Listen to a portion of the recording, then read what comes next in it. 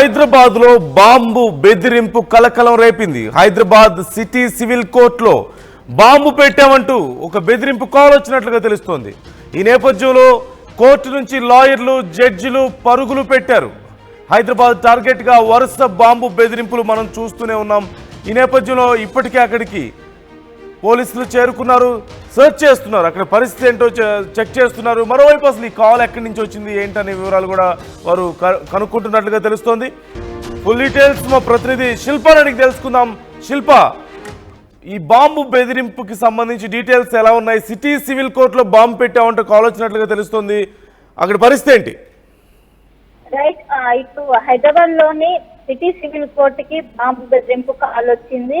గుర్తు తెలియని అంతకుడు పోలీసులకు ఫోన్ చేసి బాంబు బెదిరించారు. వెంటనే అలర్ట్ అయినటువంటి పోలీసులు అక్కడ సిటీ సివిల్ కోర్టుకి చేరుకొని అక్కడ ఉన్నటువంటి లోపల ఉన్నటువంటి సిబ్బందిని మొత్తం కూడా బయటకు పంపించి ఒకవైపు బాంబు స్క్వాడ్ కావచ్చు, డాగ్ స్క్వాడ్లతో ప్రస్తుతం పోలీసులు తనిఖీలు నిర్వహిస్తున్నారు. ఇప్పటికే మెజిస్ట్రేట్ కార్యాలయాన్ని పూర్తిగా మూసేశారు.